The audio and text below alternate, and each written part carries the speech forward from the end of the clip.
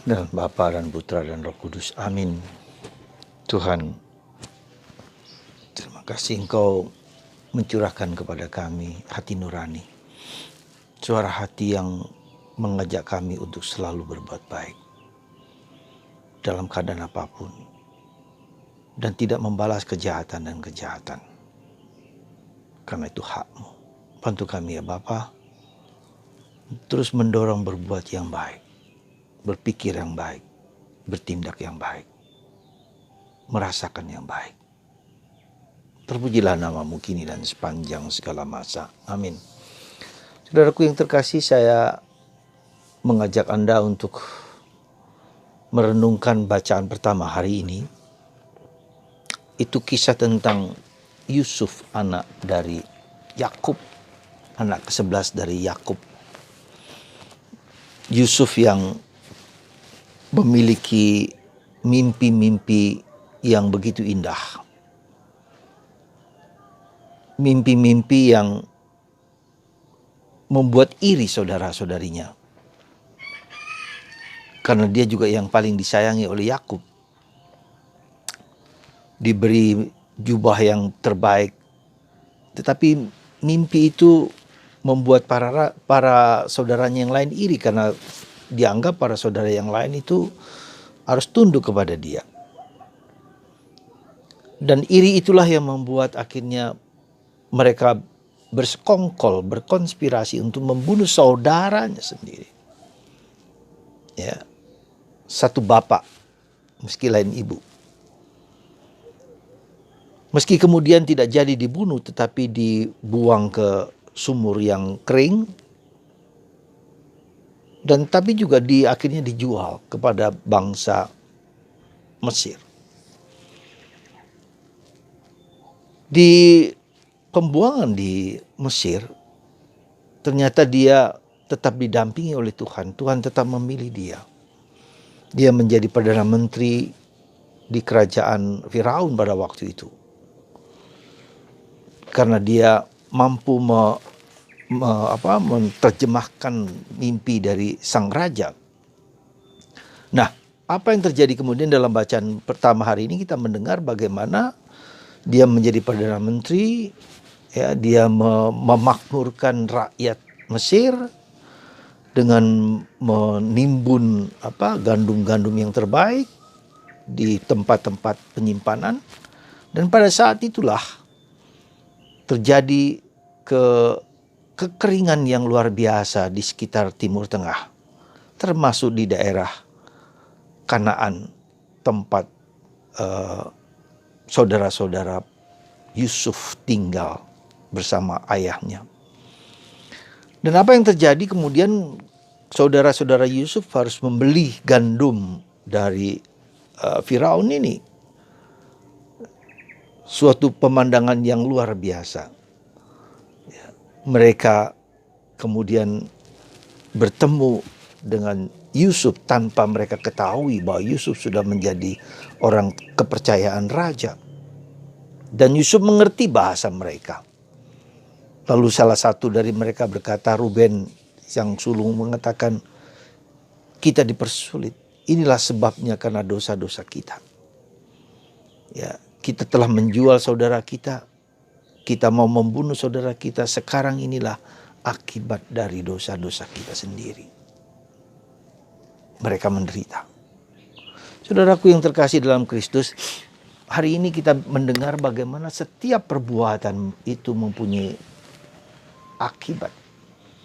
Ketika kita menabur benih-benih kebaikan, ya, akibatnya bukan hanya pada waktu kita sekarang, tapi kemudian nanti kepada anak cucu kita. Tapi ketika kita juga menabur kejahatan, bukan hanya sekarang, kita juga akan menerima akibat mungkin anak cucu kita. Dan mungkin juga setelah kita mati, kita mendapatkan hukuman atas perbuatan-perbuatan baik kita. Jadi perbuatan kita itu mengandung akibat yang, kalau boleh dikatakan dalam bahasa yang lebih keras, 7 keturunan akan mengalami ketidakbahagiaan, kekacauan. Ya. Kita bisa melihat dari kitab Kejadian sendiri. Bagaimana ketika Adam dan Hawa yang jatuh dalam dosa karena digoda oleh si iblis.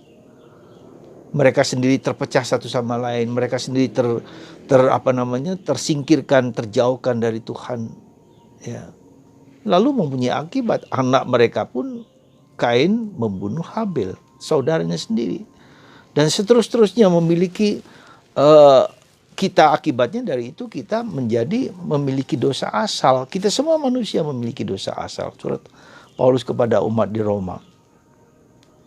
Karena satu orang dosa asal masuk ke seluruh umat manusia. Karena satu orang maka Yesus menebus menyelamatkan kita. Ya. Inilah teologi Katolik yang harus kita pegang erat-erat. Kenapa terjadi kekacauan dalam hidupku, dalam hidup manusia? Karena dosa asal dan akibat dosa asal. Ya. Dosa generasi yang diwariskan dari nenek moyang kepada saya, ya, kepada kita semua. Tentu dalam iman Katolik bahwa karena baptisan dosa asal itu dihapus. Betul, benar.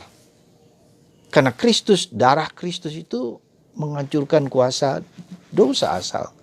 Tapi jangan lupa, ya, dosa asal itu punya akibat yang harus kita tanggung. Ya. Ketika kita melakukan suatu perbuatan, kita diampuni, tetapi akibat dari perbuatan itu harus kita tanggung. Misalnya kalau saya membunuh seseorang, ya mungkin dosa asal kita, dosa itu dihapuskan, tetapi saya harus menanggung akibat bahwa pembunuhan itu membuat saya harus menanggung penjara berapa puluh tahun. Ya. Nah, saudaraku yang terkasih dalam Kristus, dan apa yang saya lakukan sekarang itu mengalir juga kepada anak cucu kita. Maka kita harus sungguh hati-hati di dalam tindakan, dalam kata-kata, dalam perbuatan, dalam pikiran sekalipun. Kita seringkali heran ketika keluarga kita tampaknya baik semua, orang tua kita baik semua. Tapi bisa jadi di salah satu, salah dua, atau salah tiga kacau, saling berperang, saling memusuhi, saling menghancurkan, entah karena warisan, entah karena apa. Iri hati dalam keluarga, seperti dalam keluarga Yakub, dan itu cerminan dari semua yang terjadi dalam akibat dari satu dua orang yang bersalah dan berdosa. Maka saudaraku yang terkasih dalam Kristus, apa yang kemudian harus kita jalankan mengenai itu semua? Sekali lagi, Kristus menyelamatkan kita dengan darahnya, ya, membebaskan kita dari dosa asal, tapi juga akibatnya harus kita tanggung. Bagaimana kita caranya? Itu Yesus hari ini memilih para rasul, 12 rasul. Dan salah satunya dikatakan bahwa rasul itu adalah Yudas Iskariot. Ditambahi gelar sang pengkhianat Yesus.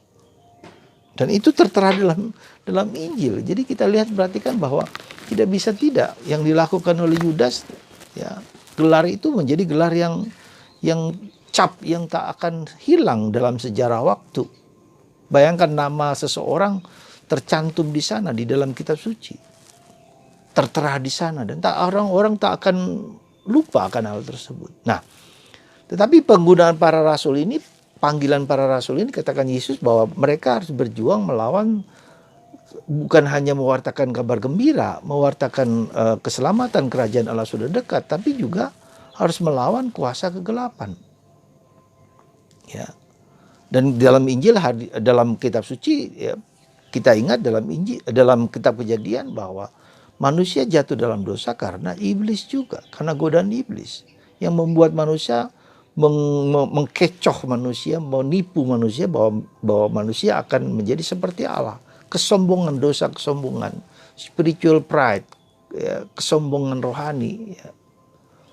Nah, maka kita melihat dari itu, dosa manusia yang pertama dengan kesombongan itu dibuat menjadi seperti Allah. Yesus sendiri menjadi rendah hati, menjadi turun, ya, dengan diperlakukan begitu kejam, di penderitaan, disalib. Itu kan suatu penghinaan, suatu kegagalan dalam hidup Yesus ketika dia mewartakan. Tapi Tuhan justru mengendaki yang demikian. Yang berkenan pada Allah adalah orang yang rendah hati.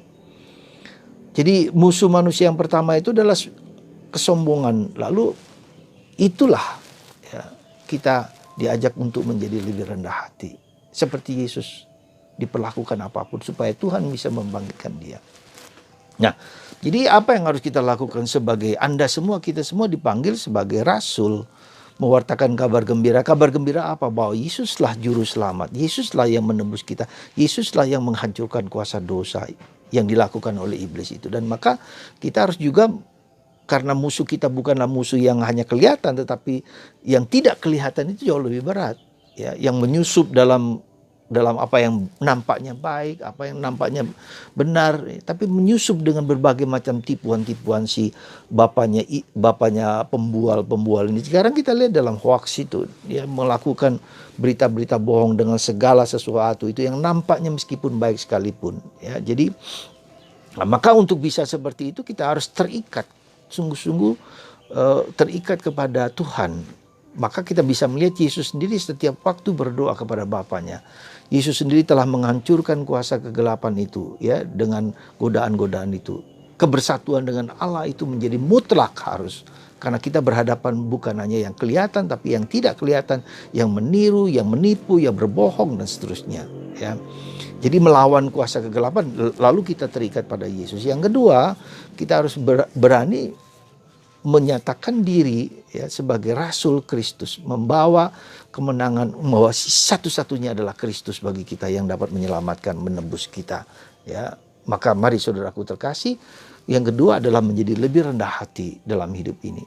Siapakah aku ini? Aku hanyalah Allah Tuhan, seperti kata Santo Fransiskus Assisi, Allah Tuhan, instrument of God's love. Hanya alat yang bisa dibuang, yang tidak selama-lamanya, ya. Dan itulah cara kita untuk melihat. Lalu yang ketiga, berani menanggung dosa-dosa kita sendiri. Ya, ketika kita menderita, ketika kita mengalami kesulitan, itu adalah bagian Tuhan untuk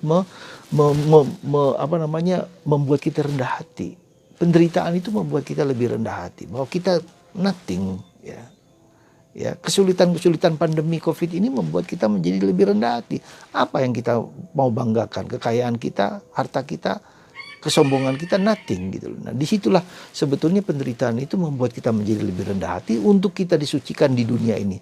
Proses purgatif, ya, penyucian dan pensucian, dicucikan juga tapi disucikan oleh Allah selama masa-masa ini. Nah, kita menangkap gak bahwa peristiwa pandemi ini adalah proses suatu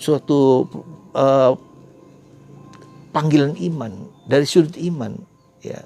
Mari kita menjadi rasul yang sungguh-sungguh rendah hati, yang dikupas, yang diolah, yang dibersihkan oleh Kristus lewat penderitaan, lewat salib, ya. Mari kita menanggung salib kita sebagai cara kita untuk menjadi manusia yang lebih rendah hati. Tuhan memberkati Anda semua, dan semoga Tuhan menyingkirkan segala kesombongan dan keangkuhan kita, entah kelihatan entah tidak kelihatan. Tuhan menyucikan kita supaya kita menjadi manusia yang rendah hati seperti Yesus sendiri. Tuhan memberkati Anda semua dalam Bapa, Putra, dan Roh Kudus. Amin.